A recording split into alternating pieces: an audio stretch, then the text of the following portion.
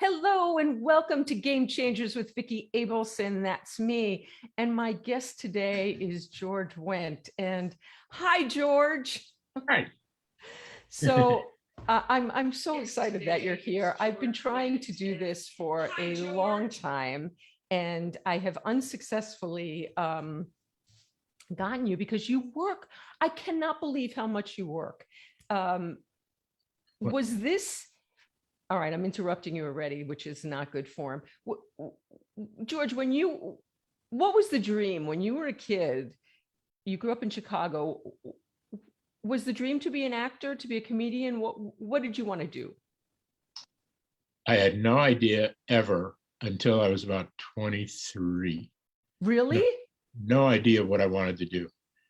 Matter of fact, my father badgered me and hectored me for, I don't know when he started in with that, but he probably, when I was in college, and I just like, nope, I don't. It was vexing. So I just, I mean, like no clue at all. Like you had no aspiration at all. no, I didn't. No. I didn't want to do anything, and I was just really stumped. And he said, "What is your goal in life?" And eventually, after years of this, I said, "My goal is to someday have a goal in life." What did your father do for a living? He was he started out in real estate, Yeah. and then he sort of morphed into just looking after his investments. Wow. Nice gig if you can get it. Yeah.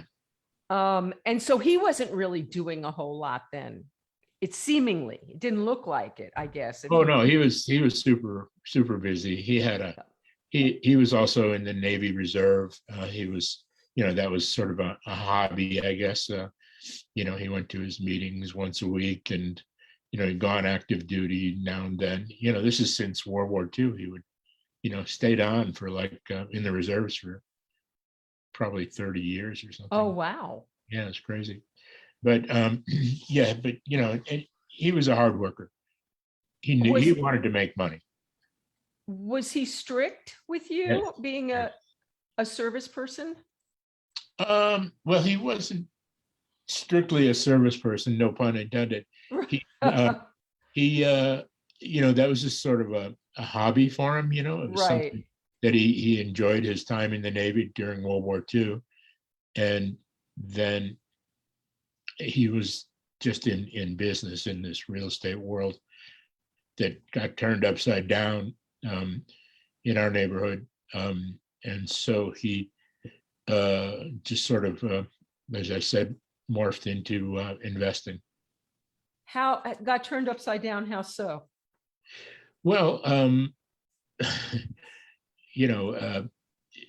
it was, it's a touchy subject, and that's why my dad got out, because in those days, in the mid '60s, in the south side of Chicago, where I grew up, if you broke up a block, if you sold to a black couple, you got a brick through your window, and you say, "Oh, you're breaking up the neighborhood."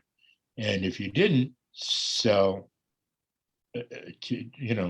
to black people, you got a brick through your window saying, "You honky racist." So he just sort of bailed on all of it.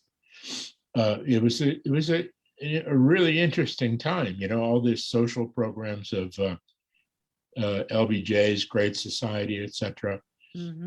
All of a sudden, all these African Americans were, veteran. They started qualifying for loans. For decades, they had just lived in, rentals, tenements, Right. apartments, etc. And then they qualified for like Chicago Housing Authority loans and Veterans Administration loans and Federal Housing Authority loans. So all of a sudden they're buying houses, and all these white people in my neighborhood ran for the hills. It was weird, really profoundly weird, and it still is. It still is indeed. We grew up at a time when, were you political when you were? No, not at all. No. I was too clueless, really. So no Yeah. ambition, not political. So were you drinking beer, George? What were you doing back No, then? no. I went to a very strict boys boarding school Oh, wow. for high school. Yeah, a Jesuit boarding school in Wisconsin, and so I didn't. The worst thing I did was, ran in the corridor or didn't put the toothpaste top cap on my toothpaste. I was public enemy number one. So So you were a good kid, huh? yeah, I was a good kid, and then I got to college and had what I considered freedom, and so I completely blew that. I just Okay, so what did that look like? Oh, okay, so I heard. Tell us about your GPA in college, George. well, I had a solid 2.0 from my freshman and sophomore years. And then junior year, I moved off campus. And because that was, what I figured was the cool thing to do. But I didn't think it through. I didn't have a car, and it was freezing cold. South Bend, Indiana. I went to Notre Dame, and that's where my dad went. So it was where I was supposed to go. Right. And so I, when it was freezing cold, I wasn't going to hitchhike to class. I wasn't going to take the bus, so I just didn't go to classes, and I didn't go to any tests or exams, and I got a 0.00 for the my first semester junior year. It was real Blutarski stuff. Your father must have been so proud. So Well, what was it? What did your parents think of that? Well, looking back, it was probably an act of separation. This is decades later. It occurred to me it was probably separation from my dad. And if I had been a little more of a man, I would have done something significant like burn my draft card or something. But instead, I was passive aggressive and just flunked out of his alma mater, which caused him no end of grief, and so it's awful. And what was your major, George? If you didn't know what you wanted to do, what did you major in? I don't know, econ. What do you do? Well, economics, yeah, it might be good for business someday, but I really, honestly, I was the most clueless human being on the planet. This is not a good message we're putting out there, that you can flunk out with a 0.0 and end up as a 6-time Emmy nominee. This is not a good message we're giving. It is not. It's not. I was given a doctorate, honorary doctorate from. Wow. Yeah, it's like a small college in my neighborhood where I grew up, St. Xavier's University, I believe it's called now, and my speech was all about take your time, find out what you want to do, have fun, that kind of thing. And that's what I did. I took my time after. Well, I eventually went back to college, a different school, Rockhurst College in Kansas City, Missouri, and then I just still had no idea what to do. And okay, wait. What motivated you to go back? If you didn't know what you wanted to do, what motivated you to go back to school? I had to get out of the house. I had to. I was sitting home for like a semester. Oh, this is seriously bullshit. My parents are just sweating me out 24/7. I can't deal. I got to get away. And but so and then I graduate and I go back home and Still nothing, nothing, nothing. What are you going to do with your life? I know.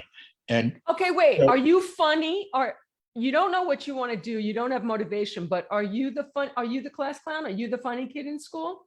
I was not the class clown. I was never a class clown, but I observed the class clowns and stole from all of them. Yay. I'm a Okay. compendium of every class clown I ever went to school with. Okay. We were I was doing a show in New York, and one day a grade school classmate came to see the show, and we went out after the show, and my castmates said, "Hey, what was George like? Was in grade school? Was he crazy?" And this woman goes, "He never opened his mouth." Wow. Interesting. I guess, whatever. But But anyway, that definitely prepared you, because when you turn to improv, you're using all that stuff that you were watching, right? All those years, I guess. I guess, yeah. Um, but a friend of mine said, he said, what are you doing? And he was in med school, of course. And I was like, nothing, absolutely. I'm working in my dad's office. I'm, like an office boy. I'm making Xeroxes and running to the bank for deposits and going out for lunch for people. I was like a PA Right. in a real estate office. And, and my friend said, "Oh, you don't know what you want to do?" I go, no idea. He goes, "Oh, I know what you do." What? So you go to Europe. I said, "What do you mean?" Just get a backpack and buy a round trip ticket, Icelandic, $165 round trip from New York to Luxembourg, and just camp out and see how long you can stay there. So I stayed. Wait, so you did this? I did it. I went for the better part of 2 years. Yeah, And what did you do while you were there? nothing. Nothing. You're really good at doing Just, nothing. just looked around. I'm really good at it. No, but And you're not anymore, because now you do a lot. You've done a lot since, but yeah. But what all I just do is sit there anyway. So but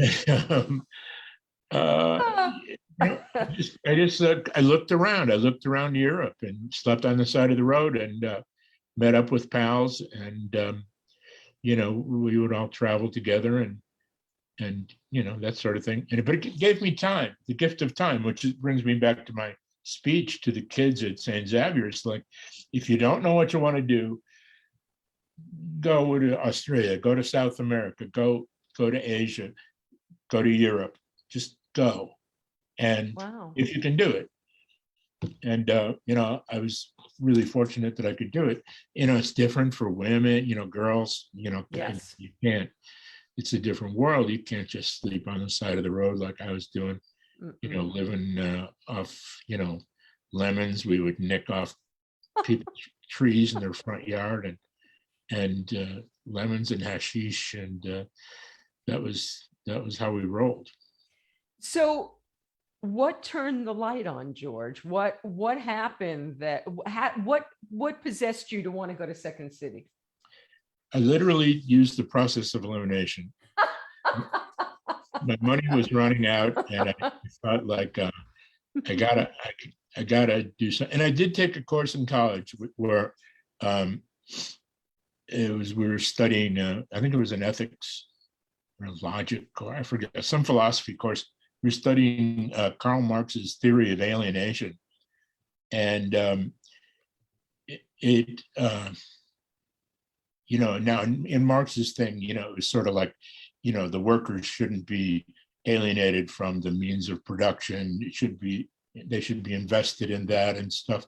But I took it as like, I didn't want to do something that I would hate, really, that I didn't want to do. I didn't want to be alienated from who I was.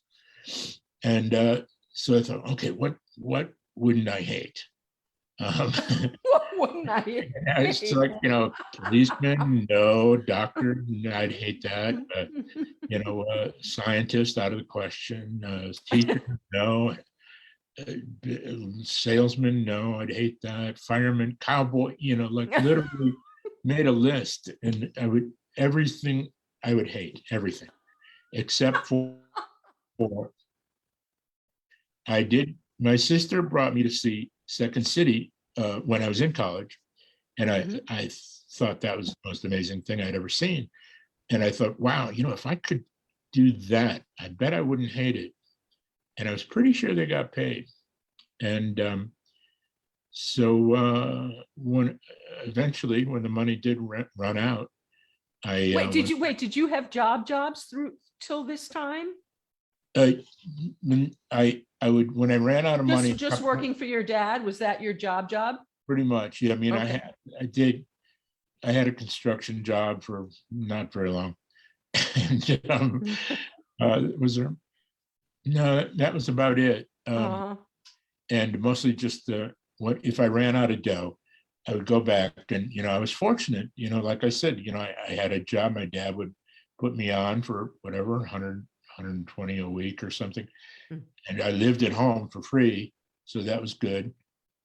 So it was in no time I could save up $1,000 and go back to Europe. It'd be like, wow. Okay, so let's see, it's getting cold. I think I'll winter in Spain. And no, did you really do that? Yes. Holy crap! Wow. And if it was too cold in Spain, we'd go down to Morocco and Algeria and Tunisia.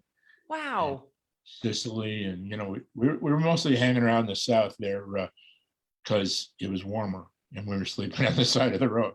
Were you really? You didn't even go to youth hostels? You didn't do any of that? Campgrounds? No, they had those youth hostels, didn't they? Oh, yeah. No, huh? I stayed in a youth hostel once in Amsterdam. It was better. Campgrounds were better, but campgrounds would cost some money, but if we needed a shower and we couldn't find a public bath or something,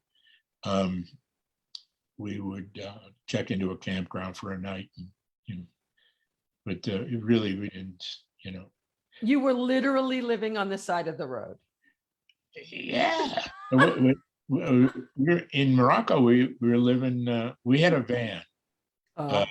Yeah. And, but only two guys would sleep in the van. The guys who owned the van would sleep there. And me and the other guys would sleep on the ground, Oh my God. And, but there were these caves in Morocco on the beach in Essaouira, sort of go to Marrakesh and hang a right to the Atlantic Ocean, and that was Essaouira. And we'd just stay for weeks and weeks. And, there had to be a lot of pot smoking going. I'm assuming there had to be a lot of pot smoking going on. Come on, yeah. You're in Amsterdam. Yeah. Yeah. Amsterdam, Morocco. Yeah. Oh, yeah. God. Okay. Yeah. So you were doing that. How old are you when you're doing this traveling to Europe thing? Like 23, 22, 23, 24. Okay. That's going on for a while. So now, okay. Right. So what changes? The money runs out and I go back home and I call Second City because that was what I thought. Okay, if I could do that, I wouldn't hate it. And I inquired about the workshop. I call the box office. They love that. I heard you had workshops for improvisation. Yeah, what's your address? We'll send you a flyer. And so I told them a couple of days later, I get in the mail 13 weeks, $85 with Josephine Forsberg. And had you done any drama, any plays, anything in school? Nothing. No. So green, completely green. And it was, so I liked it. I went and I liked it. And it was then the first time I ever applied myself to any task was the improv workshops. Did you jump in with both? I mean, did you become passionate about it? I did. And, I didn't tell a soul. I didn't Really? tell, I did not tell my closest friends. I didn't tell my family. I would Wow. just disappear on Tuesday nights, um, and go downtown and take these workshops. And, because I didn't want, if it didn't work out, I didn't want people to say, "Hey, wow, what, Mr. Second City? I thought, what happened there? Did that work out?" No, it didn't. I didn't want to face that, so I just didn't tell a soul. Wow. And then, I got invited to do some, showcase things with that group, and Did that happen after your first go round of classes, or were you doing it for a uh, while? after about a year. Mhm. And then my sister happened to see, who brought me there in the first place. She happened to see like a big poster out in front of Second City for the children's show, which I was a part of. And so she didn't tell, she told the family, but didn't tell me that everybody knew what I was up to. And Wow. it was stupid, but it's, I'm glad I did it that way. And I had fun, a whole bunch of new friends, actually my closest friend in the workshop um, was Brandon Tartikoff.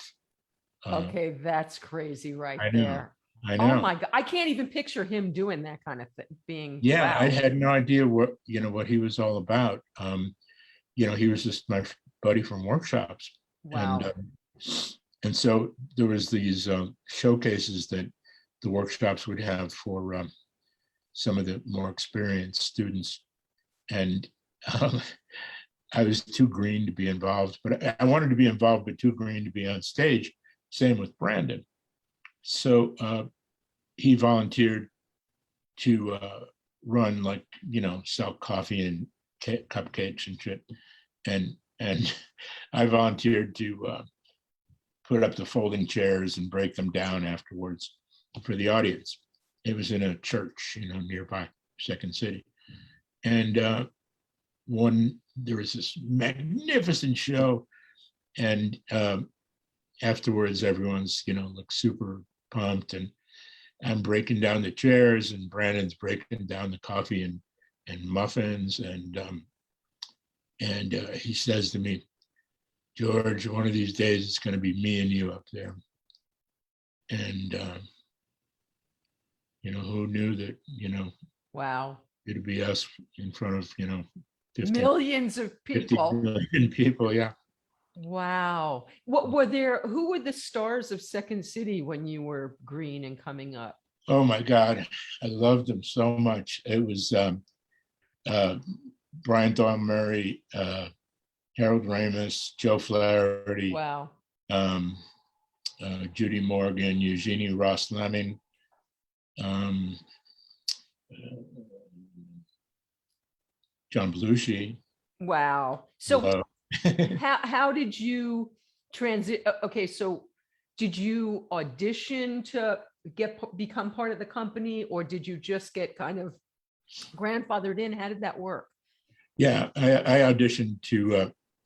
I was involved in the workshops, and of course, and Josephine says, I think you might be ready for the children's show.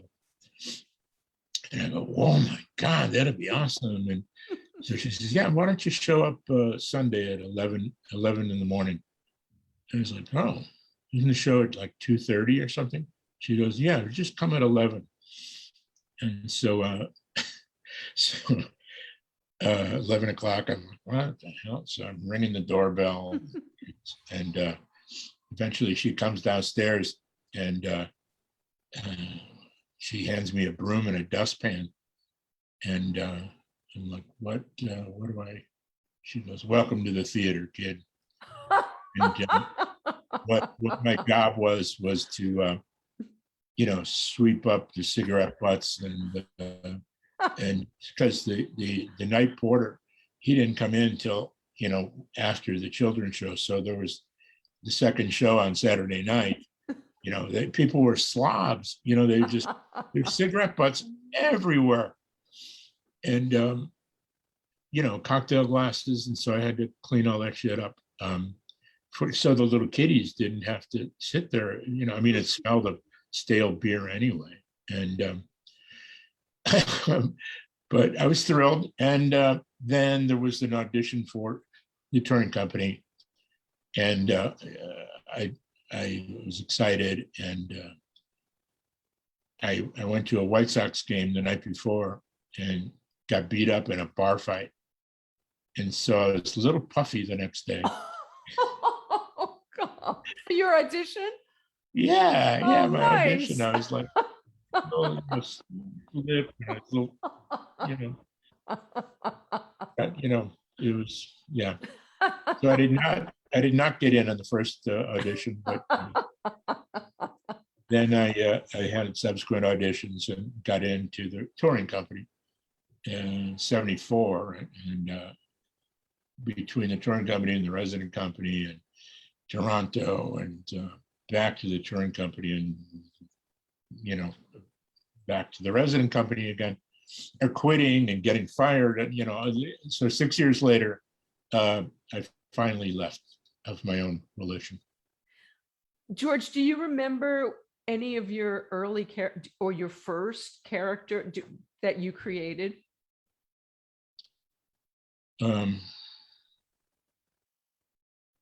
Was it that way, or was it just improv where you were going in and out of situations? Did you create characters? Did you have? Oh, well, yeah. Like, it wasn't like sort of a groundling situation where character is king. We can go on, the differences. Yeah. But you just figure out stuff through, you improvise after it's a set show. Sketches that are, fairly tightly scripted, and then you improvise afterwards. And those shows, the sketches that work in an improv basis, you sort of fine tune those over the course of a few months, and then you open up a new show. It's a real self-generating, material. But probably the most memorable of my early characters was the first test tube baby. What? Yeah. So. And how did you do that? Well, it was the late Don DiPolo and our director Del Close wrote a song when they were inspired by the birth of the first test tube baby in England. And so we thought they would write a song about that. And they said, but DiPolo insisted that I would have to be the test tube baby. So there I was in a tasteful little sunsuit with a bonnet. And it was sort of a show closer, it was a big hit character thing. I actually saw a video of that today. You were on. Oh my God. You were on Jen Candy's. Right. On the couch with Candy or something, and she showed that clip. I just had the picture of you with the bonnet. I didn't realize you were a test tube baby. Yeah. Oh my God. So that brings up a good point. You have sang and danced and starred on Broadway, in Hairspray, in Elf the Musical. Where did you sing? You didn't learn singing. No. You didn't take dance. Well, how did you do this? Well, it started with Hairspray, really. And I lucked into that because that after a while, there's just not that many out gay men who are middle-aged and obese. After Harvey, they got Bruce Valanche. Yeah.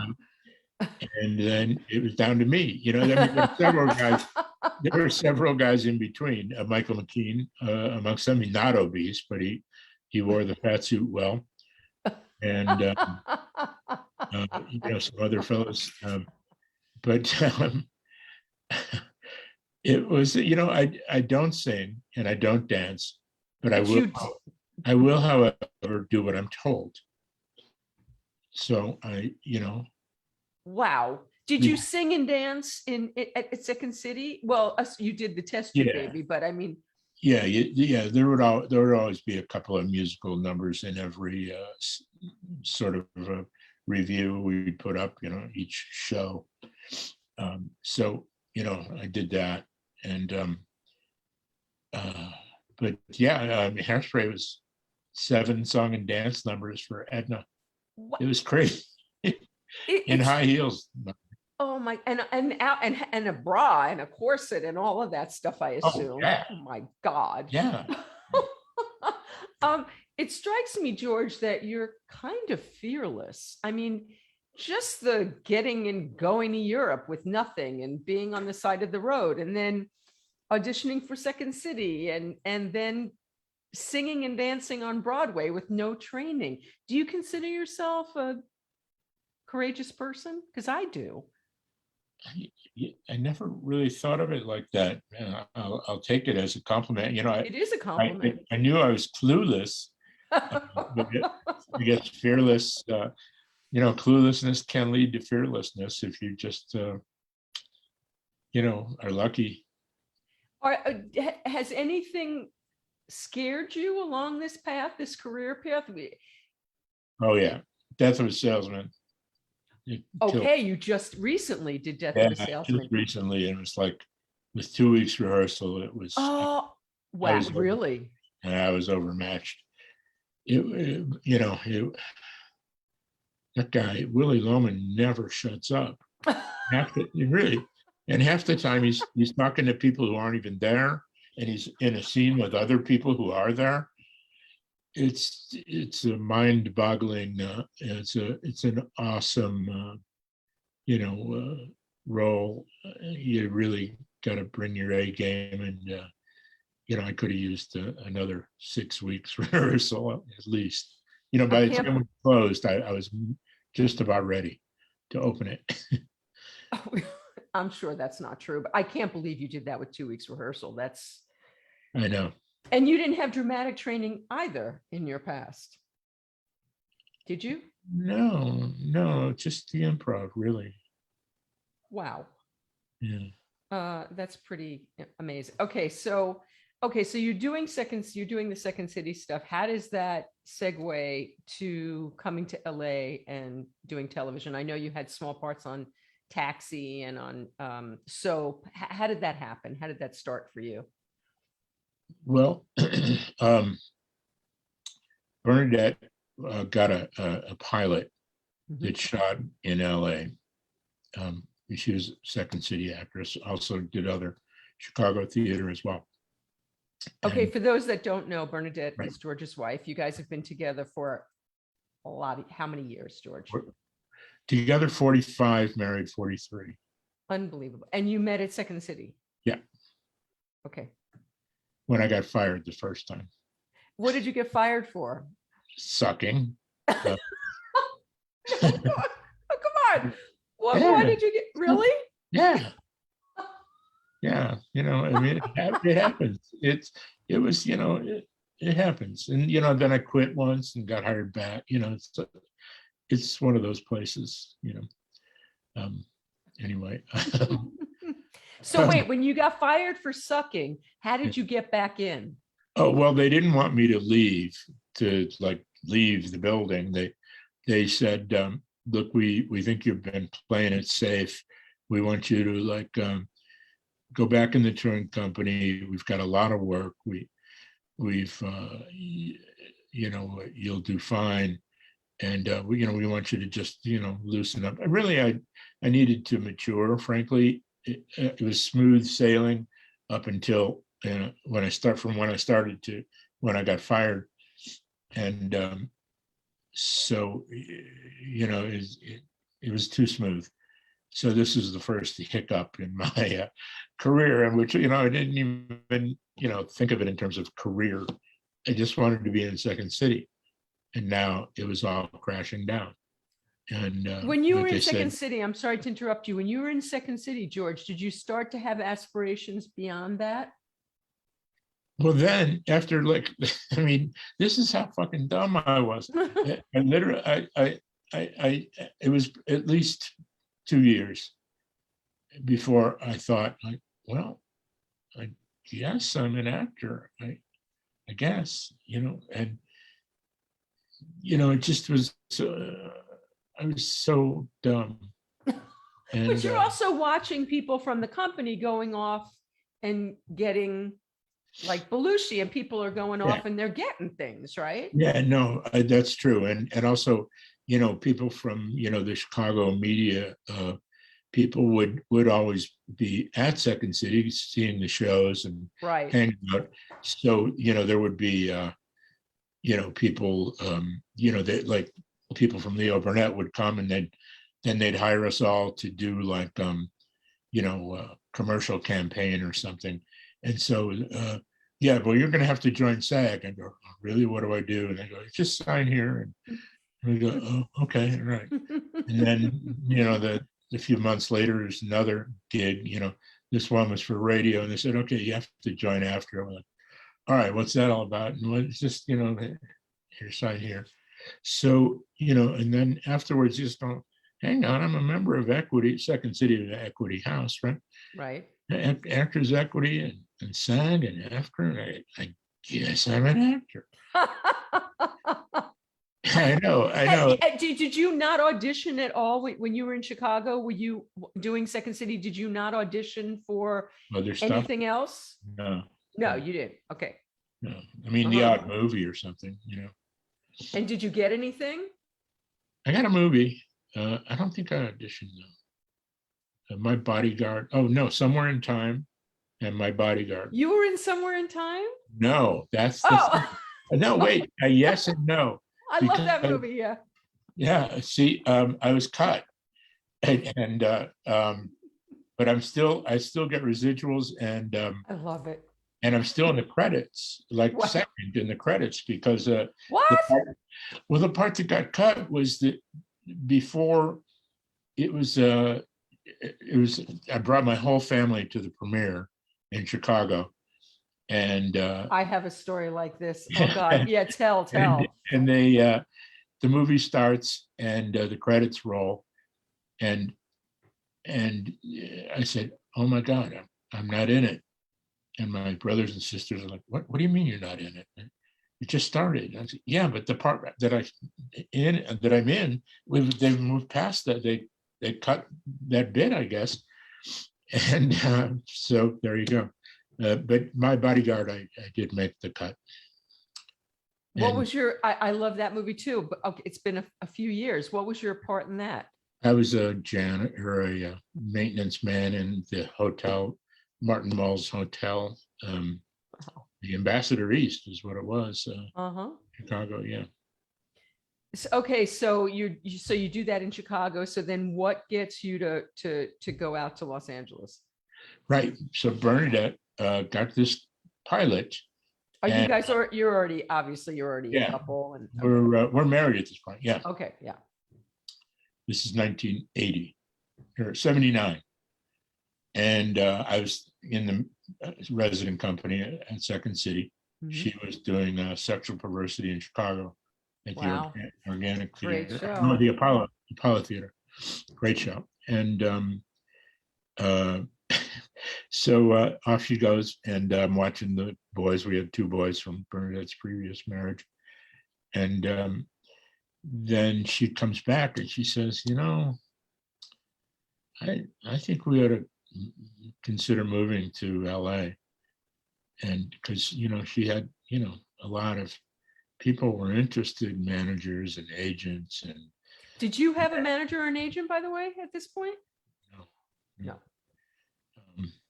And so, I mean, I had a Chicago agent, but well, that counts. It does count. Yeah. Yeah, that counts. Yeah. Yeah. It wasn't a big deal as far as the LA people were concerned, though. They were like, yeah. Okay.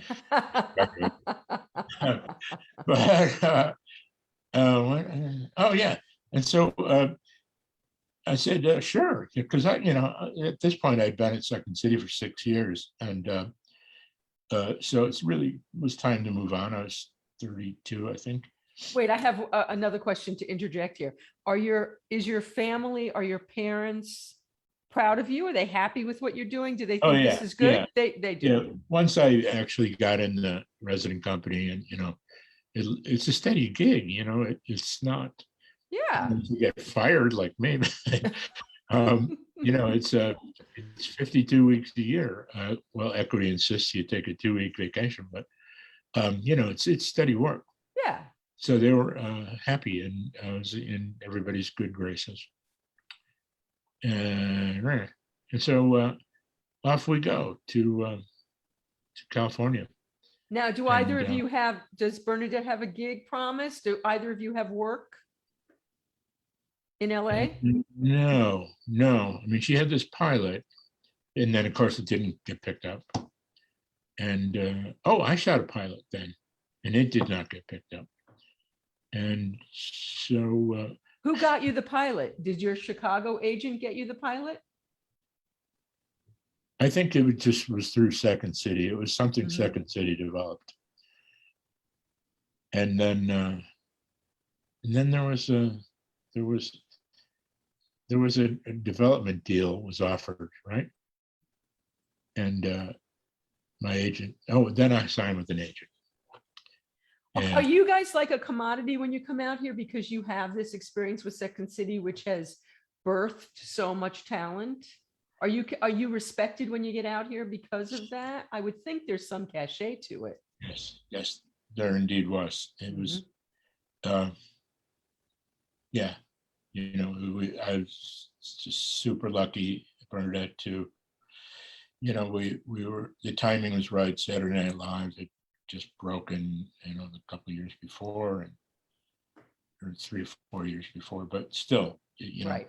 It couldn't have been a sweeter setup for, people who were interested in representing us. So that was cool.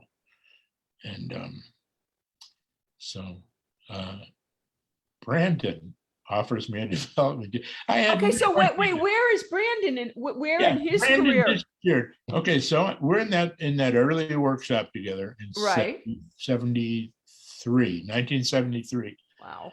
And then Brandon disappeared.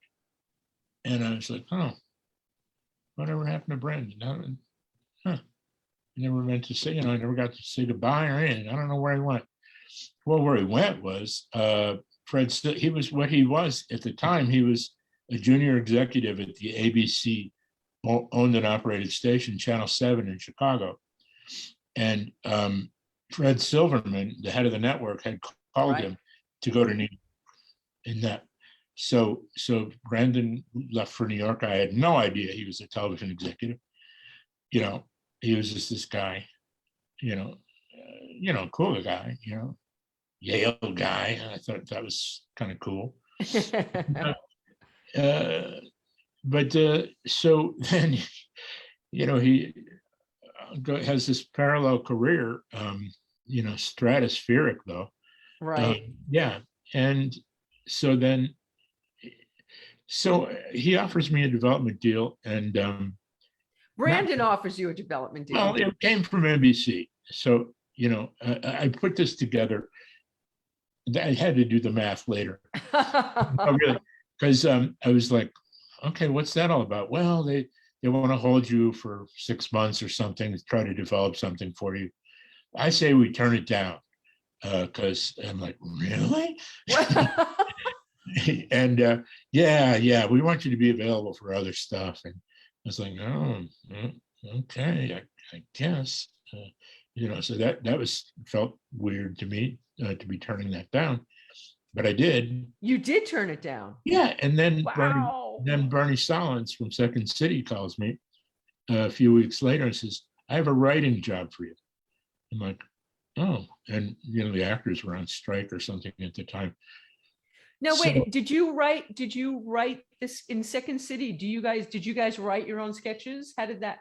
Well, we improvised them, and then we fine-tuned them with quite a bit of writing. But you didn't sit down to put pen to paper to create It didn't No, go, it was the opposite direction. Okay. it came from an improv that really worked. And Right. our director, Del Close, would say, I think we ought to let's try this one again tomorrow night and develop it in such and such a way. But, so Bernie calls me for this writing job and says, yeah, we're going to do a sitcom, you and Tim Kazurinsky and Mary Gross, and the three of us are going to write it. And I was like, okay, he could pay me, blah, blah, blah. And so I went back to Chicago and started working with those guys, and we shot it. Of course, it laid there, it didn't work. Now, wait a minute. You have no experience really writing scripts, No. but this is Fearless George again. Here we go. Forget Curious George. You're Fearless George. Okay. Yeah. So then I put two and two together, and it's for NBC. So the gig I passed on as an actor that Brandon was developing, that he had me in mind for, I was writing it, but I had passed on it as an actor, and then I did it as an actor. So wow. it was just a dumbass. It's just a weird. I've been very lucky. Not just lucky. My mother had a convent of nuns, cloistered nuns, praying for my career. She would send them pizzas and give them nice donations, and they prayed for my career. Well, it didn't hurt. It didn't hurt, I guess. Yeah. Okay, so that doesn't work. That part doesn't work. That show doesn't work. I'm friends with Michael Gross, by the way, Mary's brother. Yeah. He's lovely. Okay, so you know what the project actually came out to be? Something like Family Ties. Because wait, had you and Tim blew it. and Mary done Second City together? Did you guys Yeah. know each other? Okay. Uh-huh. Yeah, and so What was the premise? Two former hippies and their pal, bachelor pal, moves in with them or something. And but what was the interesting part was the kids. See, we didn't have any kids.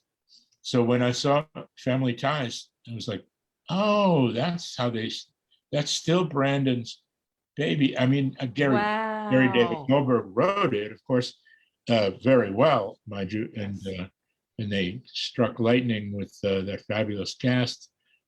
And so, it was, we were nothing like Family Ties, but it occurred to me that our project could have used children. Or animals, one or the other. Yeah, so yeah. Okay, so that didn't work. So then what happens? Right. Something worked. Somewhere something clicked here. Yeah. Yeah. Well, then I'd go to Bernadette. Was and is still one of the queens of improv in LA, and so she was doing the Comedy Store Players with Marty Short and Robin Williams and Jim Stahl and wow, a whole bunch of Cynthia Zaghetti but so Marty gets married, and so we go to Marty's wedding, and I run into Judith Weiner, and she then decides to bring me in for soap, and that was fun. And then she was casting this thing by Gary David Goldberg called, what was it called? Anyway, it was about teachers and making the grade. And so that was a Paramount show, single camera Paramount show, and it didn't work. Good project, but didn't get picked up. But and then I got into Cheers. Okay, so tell us about that, because I've heard the story, and that's pretty. You weren't brought in as Norm with this big part. When you shot the pilot, what was your role in Cheers? Yeah, well, I went in for casting, and I was meant to be, because I was already on this Making the Grade with Gary Goldberg. And Oh, was that wasn't just a pilot, or it was just a pilot? no, there was 6 episodes, The- a mid-season thing. And, I thought we were golden because it was Paramount, CBS. We were on after MASH at 9:30. Oh, wow. And you had a primary Yeah. role. Yeah. A series regular, yeah. And so my agent called and said, honey, they want you to do this role on Cheers. It's really small, though, but you like those guys. It's Jim Burrows and the Charles Brothers member from Taxi. I go, oh, yeah, those guys were cool on Taxi. And she said, it's really small, though, but I think you ought to do it. And I was like, oh, yeah, well, sure. How small? She said, it's one line, really. I go, oh, okay. All right. Well, it's actually one word. Okay. Actually, it's one syllable. And of course, the word was beer. And so I was to play Shelley's first customer. And she goes, oh, it's in the tag after she'd been hired. And she says, hello, my name's Diane. I'll be your waitress. Well, I'm not really a waitress. I'm an academic. I'm this and that. She goes on for like 4 paragraphs.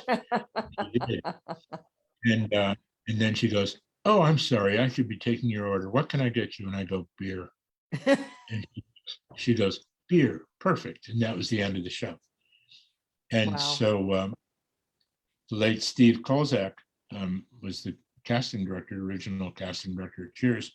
And he says, yeah, that's, we can't really get a feel. That's too small. Here, read this other role. And so that was George, the other role. And what was the George? Who was the George character? Norm. But it was called George. It's called George, yeah. And they changed it when I got it. That works so much. I can't imagine people screaming, George. It's not the same as Norm. Yeah. Norm just kind of works better. Yeah. And then it wasn't till about maybe, I don't know, 7 or 8 years ago or something. I found out something that I didn't know, because they said, they invited me, Glenn and Les and Jimmy were doing a symposium at UC Santa Barbara. Mm-hmm. And so they asked me to come on as a surprise guest, like midway through the program. So and I'm fascinated by those guys anyway. So I was sitting in the wing watching the whole thing. And then I was going to come on when they beckoned or whatever. And so one of the questions in the symposium, they said, now, did you have anybody in mind when you were casting Cheers? And they go, oh God, no. We saw everybody in town. It was meticulous casting for months. Everyone in New York and Chicago and LA, we saw everybody. But Rhea, we did have Rhea in mind. Mm-hmm. And George. I was like, what? Wow. Now I find this out? Wow. And that's why the role was named George. Wow. I know. Now, is this based on the little bit they saw you at Taxi? Where did they come? Yes. Well, yes, from Taxi and also from Making the Grade, which was another Paramount show. Now, I'm wise enough to know that they were seeing other people too, and I know a couple of them, but they did have me in the back of their mind for George/Norm. So that was. And then I seem to recall also a story that Cliff was Cliff wasn't even a character in the show, was he? That's the best part, actually. Way better than my audition. Was because he went in for George, and he had just had like a 10-year improv career in the UK. Oh, Yeah, and so he had just moved to LA, and there he was. And I mean, he's not an Englishman, but he just right. lived and worked there for 10 years, whatever. And so in he comes, and he can tell it's not going well. And so it was sort of like, well, thanks for coming in. Yeah, thanks for having me. And off he literally, not figuratively, literally has one foot out the door. And he pops his head back in and says, do you guys have a bar know-it-all? And they're going, no, what do you mean? And he starts improvising in that character. Wow, gave me goosebumps. Yeah, that became Cliff. Wow. Yeah. So they wrote him in based on that ballsy act right there. They wrote the role in, yeah. And they named it after Jimmy Burrows' wife's gynecologist. A guy named Cliff Clayton. That's a good piece of trivia right there. And did you guys have instant chemistry, you and John? Were you how the whole cat? I mean, what a magical cast all the way across. Did that develop over time? Was that instantaneous? What was happening there? Well, Jim Burrows was what was happening, and also Glenn and Les, just the quality of the writing. You couldn't. It's really hard when they're just nailing these ridiculously just sweet spot jokes that it's enough to create chemistry for everybody. So it started with the writing and with the work, and it bled into life. Yeah, I mean, we were all newcomers. Nick Colasanto less so, but he was mostly on the other side of the camera. He was a TV director for the most part. Mm-hmm. I mean, he acted as well. He's a really good actor, but most of his career was spent as a director. And the rest of us were just complete newcomers. So I know that it won the Emmy for Best Sitcom the first year, didn't I? Think it did, right? So did you guys know right out of the gate, lightning in a bottle, this is it, this is a hit, were your ratings great right from the get-go? Oh, we were last. You were last. Dead last, yeah. Yeah, so it was always touch and go. When did that did it shift when you won the Emmy? Is that when what shifted it? It might have shifted. Yeah, I think the Emmy was cool and helped, and then reruns helped because the show that was kicking their ass was CBS had Tom Selleck, Magnum PI, and then followed by shoot. I can't remember the show, but it was another detective show with dreamy men, Gerald McRaney and senior moment, Simon and Simon. Could that be the show? Could be. I don't know. I was watching Cheers, so I can't tell you. Yeah, and so it picked up. That was sort of a mystery, right? Show, and people had already seen it because no one was watching our show. So, but it picked up during reruns, and then suddenly in the third season, even though we were, well received, right? It was not till Bill Cosby led off the night and was just a smash hit right out of the gate that we were on easy street for the next 7 or 8 years. Wow.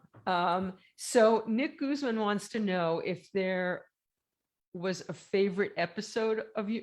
Did you have a favorite episode? That's like asking who's your favorite kid. I mean, I know that has to be impossible, but well, no, I do. There things you do. Okay, good. Yeah, and it's really an obscure one, but I really liked when the boys all decided to go skydiving. and we all chickened out.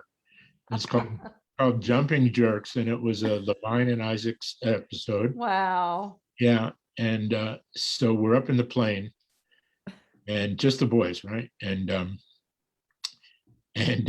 we all chicken out to a man. I'm not jumping. I'm not jumping. No, that's nuts. Okay, all right. Let's just turn this thing around. We'll go back to the airport. But we can't tell people at the bar that we chickened out, right? So yeah, no, we can't. No, we can't do that. So we've got to come up with a story, and we've got to be able to stick to it, right? Because we don't want to get trapped. We don't want to find out about this, right? So we got to be able to stick to it. So it's got to be simple and believable. Simple, believable. Sam goes, I've got it. We jumped. The parachutes opened and we landed. Simple, believable, right. We jumped. Everybody, okay, we jumped. The parachutes opened and we landed. Yeah.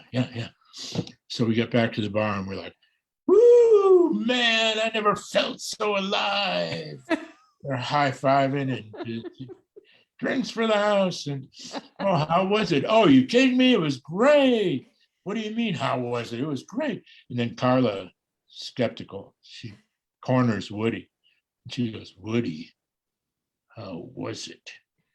And Woody goes, what? We jumped, the parachutes open, and we landed. It was all very simple and believable.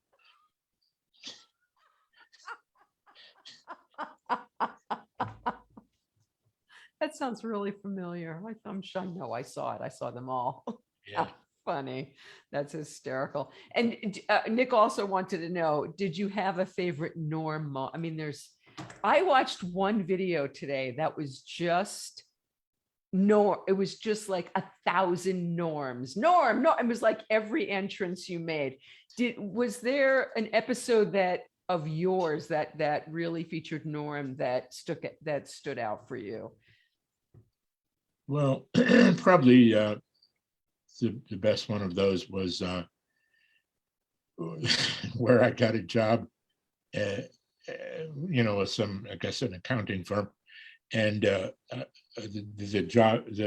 boss liked me. I was a terrible accountant, but I was a good hatchet man, because he had me firing people, letting them know that they had to be let go, and I was so empathetic that I would burst into tears whenever when I was firing them. And so it was called The Executive's Executioner. And it was written by Heidi Proman, Ria's sister. Wow. Yeah. So, George, how much has it, I'm guessing that it's a mixed blessing, this norm thing, like that has followed you, I'm sure, to this day. It follows you. Is it a pleasure? Is it crazy making? Is it both? Is it a pain in the ass? Is it fun? I mean, because I would imagine everywhere you go, you're getting normed. I mean, right? Yeah. I mean, like, what is that like for you? Because it's such an iconic, there aren't a lot of actors that have that kind of recognition in their career. What has that been like for you? It was intense for a while, but not in, the last 20 years. I mean, I don't even look that much like Norm anymore. Yes, you do. My little brother really looks like Norm, because he's like 14 years younger than me. And but it was a thrill. What can I say? Did it stop me from being like that amorphous actor that can be a chameleon, getting in and out of roles, probably, I guess. But I don't know. You've done a lot of that. We're going to talk about that in a minute. I mean, you were fucking Edna. I mean, you were Willie Loman. I mean, you've done things far away from norm. So yeah. It obviously hasn't stopped you from that. But speaking of your family, so I did not know this until recently.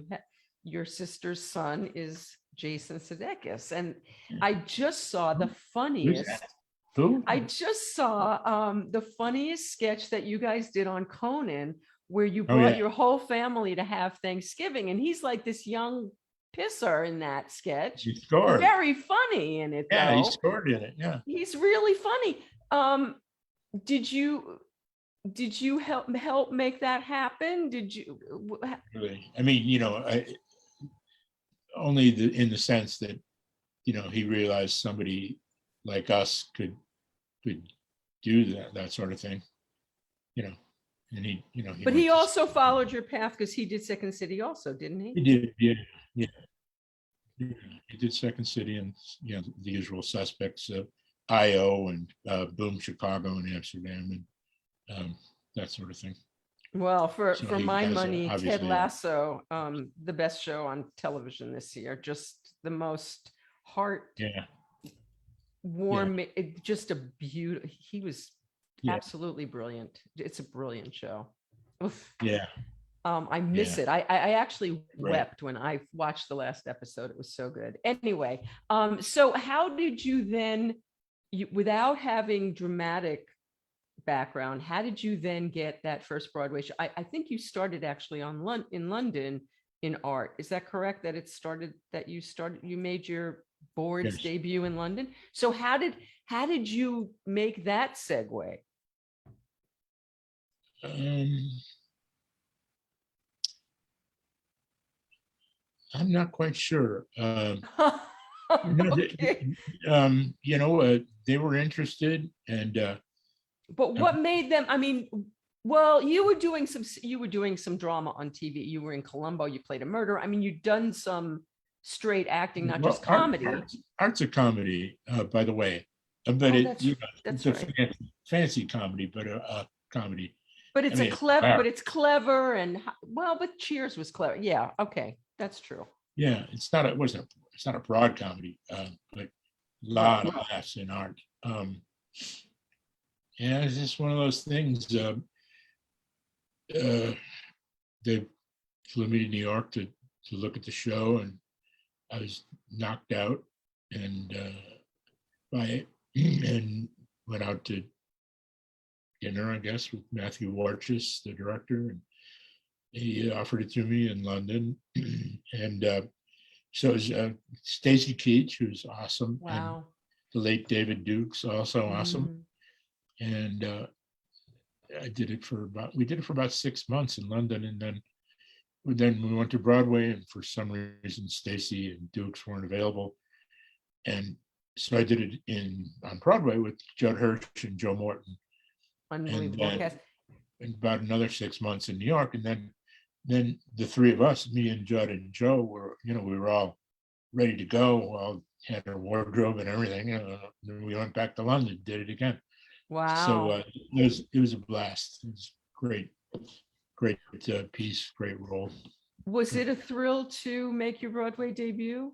Was that as thrilling as it Yeah, sounds? yeah. I mean, I'd already done West End, so I was like, yeah, Broadway, that's for fishers. I'm an actor. I've been trotting the boards with Gielgud and Olivier. But yeah, no, so Broadway was cool, really cool. And then back to London.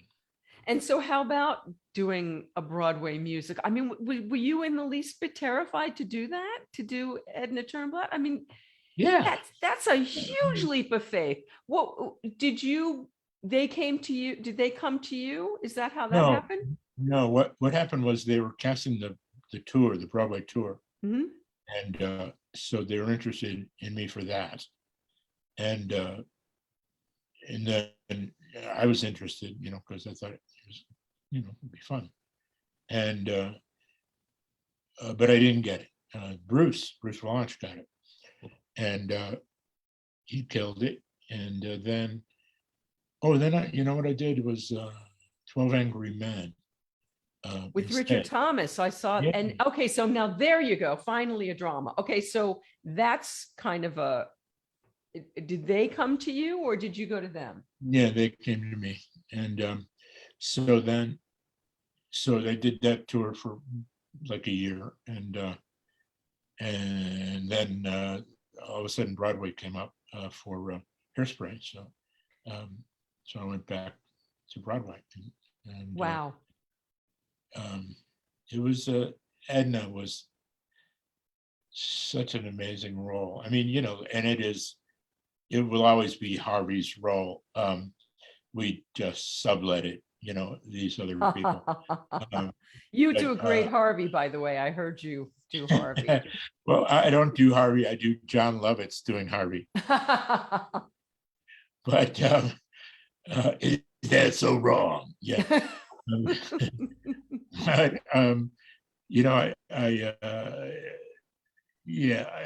and you can't look. The dance moves were once again for a middle-aged obese man, so not that hard.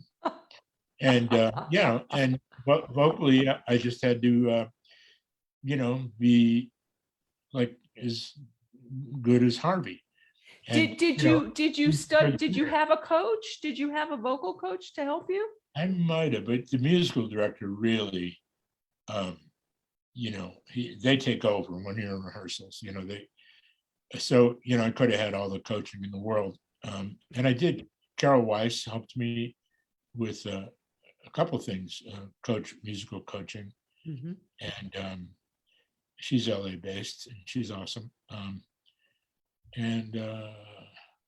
But yeah, the musical, I mean, and it's funny, like I'm not a singer, but if he tells you an image, like I had this one top note that I couldn't hit, and he said, "Well, you got it. You were doing it in our warm-ups. You were going higher than that note." And I'm like, "Yeah, but I can't get." And he goes, "It's merman." And I go, "Oh." I can't do it now, but because I've been blabbing for an hour. But if you get the mental image, as an actor of merman, Right. then all the vocal coaching in the world goes out the window. You just start doing merman. I got. Yeah. Speaking of music, Snuffy Walden says George won't remember me, but please give him my regards. Oh Snuffy, God. do you know Snuffy? Yes, I know who he is. Yeah. Yes. So the reason that we're doing this on Tuesday is because you are doing a movie. Before we get into what you're doing right now, I just want to ask you a little bit about your COVID protocol, because the people who watch my show, I started this thing, not Game Changers, but shooting the shit in the pandemic. I just started going live every day because there was nothing else to do because we were all home. And I have this bunch of people called the COVID crazies, and I literally didn't leave my house for like a year. So what were you and Bernadette up to? How have you handled this pandemic thing? Well, it kind of, after a few months of it, I mean, like, look, I'm an actor, I'm used to being out of work for a few random months, Right. here and there, happens all the time. Right. And then, the months kept building, and I thought, God, I guess this is what retirement must feel like. And it's not so bad, And So you were somebody who liked to do nothing once upon a time. So did you take to doing nothing again? Was that like a good thing for you? Yeah. I broke my day down into periods, like coffee, newspapers, and then like maybe get on the treadmill or the exercise bike, then maybe take a little nap, maybe so it was Were you guys binging TV Bernadette, like the rest of us? Were you binging things? I was well, Ted Lasso, and Oh God. I kind of fell in with Peaky Blinders. That was cool. I haven't seen Peaky Blinders. I've heard good things. Yeah, it's really, I really liked it. Bernadette not so much, but it's really violent and everything. But are you watching Ozark? That's all I want to know. I should be, and I'm not. But I know I've got to get on there. I just went back and watched season 3 again. Ozark is like, it's gold. It's gold. Yeah. It's a good one. I love those guys. Yeah. I It's mean, it's worthy of your attention. yeah. Okay, so were you guys okay? So after we got out of lockdown, did you guys have a bubble? Did you see your kids? Did you go out to restaurants? What were you doing? No, we didn't. We don't go to restaurants anyway because, I just Norm. Yeah, I got it. I don't care. It's just anyway. But Bernadette's fearless. She'll go anywhere, do anything, and she was great. She went, single-handedly. She would go to, right when everyone's really freaked out. She'd get in line with the seniors, at 6 o'clock in the morning. She is a senior, and As am I. and it'd be like, yeah, and she'd come home and she'd wash every apple and every, cucumber and every, and she would leave her shoes outside and she would strip naked and put it immediately in the washing machine and take a shower and so I did nothing, I just sat around and yeah. So when did that change for you? Because you are working now. Yeah. When was your first gig in this deal? One of my compadres from Saturday Night Live days. We haven't even talked about that. Yeah. Robert Smigel, a tremendous comedy writer. He does Triumph, the Insult Comic Dog. Oh, yes. Yeah, SNL, Conan. His writing is amazing, and he does these specials. So that was my first job. I did two of those. The puppets, really eerie puppets. He's big on puppets and animals, anthropomorphism. Did I say that right? But yeah, I mean, Triumph and all. So you, where did you shoot those? Somewhere, one of those older Hollywood studios. Okay, so you were local. Yeah. And were you anxious about going back to work and being on a set? It was my first COVID test. They came to the house and swabbed me out, and it's like, people are right up in your face. It was a little daunting. I mean, they're all masked and they're all tested, but right. You can't really, keep a long distance relationship with hair and makeup and props and, everybody, there's 100 people on a soundstage. How long ago was that? How into the pandemic was that? Not very long, because it was before the election in 2020. Oh, so you've been back to work a long time. And have either you or Bernadette gotten sick since gotten the COVID? No, I think Bernadette, she's convinced she had it very, very early, like the first week of January of 2020. Is that the year? Yeah. Yeah.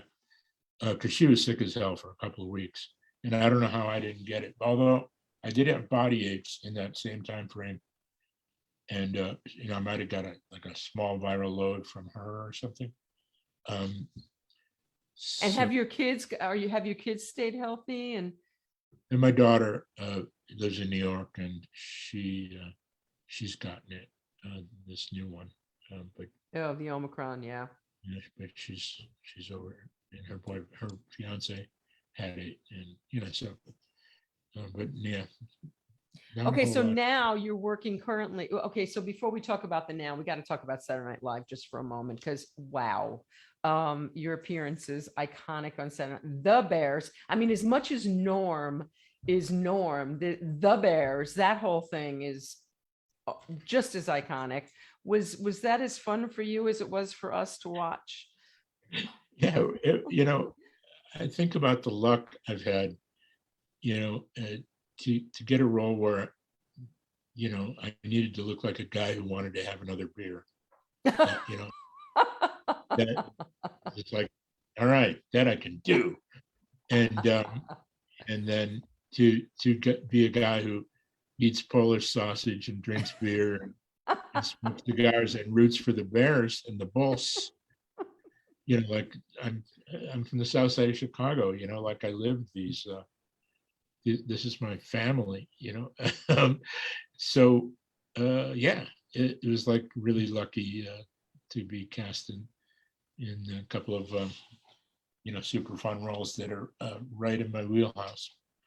And doing that again and again with Chris Farley and Mike Myers. And I Yeah, mean, yeah, like, we're still doing those characters. It's for the odd commercial or the odd charity event, or it's fun. so fun. Okay, so to present day. So what you're working on a movie? Yeah, it's a movie. It's sort of a Christmas movie, but sort of the anti-Hallmark Christmas movie. Um, it's a lot of fun, and uh, You've played Santa a lot. You've played Santa quite a few times, haven't you? yeah, I'm not Santa in this, but yeah, I have played Santa and Elf, the musical. Yes, on Broadway. Not bad, but also on film. Yeah, You've yeah, played Santa. yeah. Yeah. Couple times, and on Colbert, I did a crazy Santa on Colbert, and where I got in a knife fight with a bear, and came down the chimney, and I cut open the bear. I gutted the bear, and Elvis Costello came out as Bob Cratchit. It's just like completely trippy Santa episode. um, somebody's asking if there's been talk of a Cheers reunion. No, I don't think it's going to happen. No. Yeah, I mean, maybe some kind of, I don't know. It's not certainly not. Oh, a reboot. Paramount and you know they love CBS, I guess, owns it now or something. But it's they love brands, so I wouldn't be surprised if they exploit their brand. Right. And it'd be fun to see, if who would get cast and all that. Certainly not us. We know that. But in terms of getting the geezers back together, I don't see it happening. The boys, we were all game for it, but Glenn and Les and Jimmy, I think they want to stand pat on what they created. Is there a part, George, that, I mean, is there something you would long to do? You've worked so much. Is there something you'd like, would you like to do a Netflix series? Is there something that's calling that you would still like to do? Yeah, not really, I just like to work, I like to be surprised. I don't, have a wish list, Falstaff. I was going to say, is there a part in a play that you're like, okay, did you have your sights on Willy Loman? I mean, is there something? No, I did not. But but when the offer came, I was like, okay, and I really just was overwhelmed by how I never shut up. Jesus Christ. Willie. Okay, so how do you do, all right, how did you do that? I mean, I have forget senior moments. How did you learn all that dialogue? What did you do? I faked it, a little bit. It's funny because there were these snarky guys who were sitting in the front row of the first preview. And after the show, they said, well, you know most of it. I'm like, yep.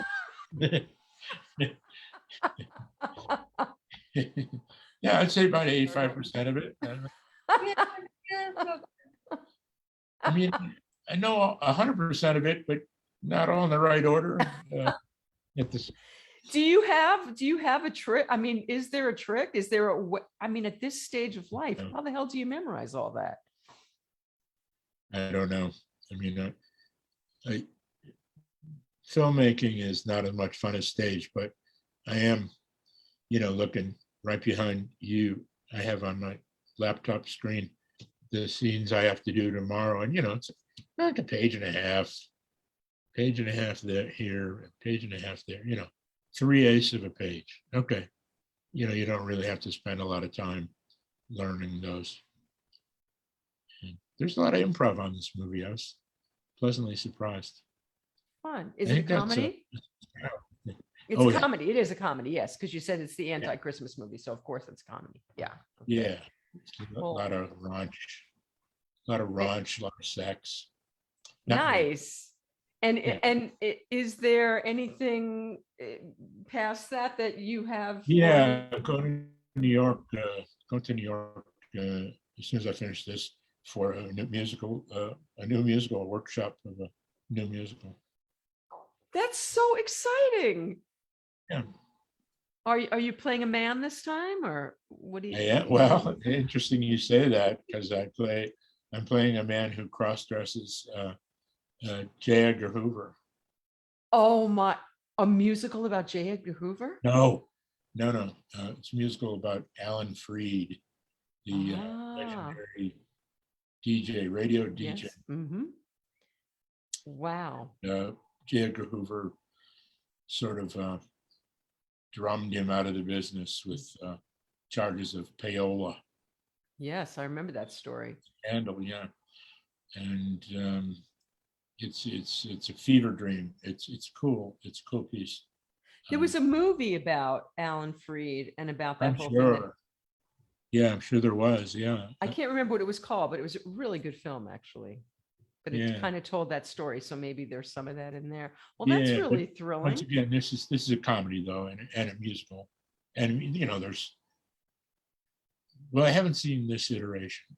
We did it in the Berkshires a couple of right before COVID, and now this is a new.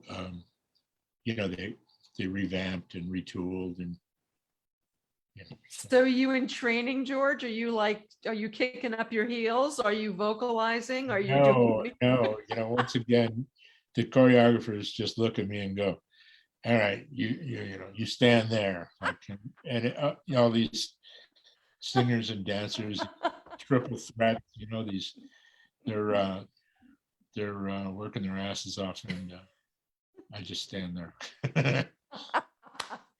I love it. Well, George, thank you so, so much for doing this. I know it's your day, only one day off here, and I really appreciate it. I've been chasing you for 9 years, and thank you for letting me bring this to fruition. And it's been lovely getting to know you. Great. Well, thank you.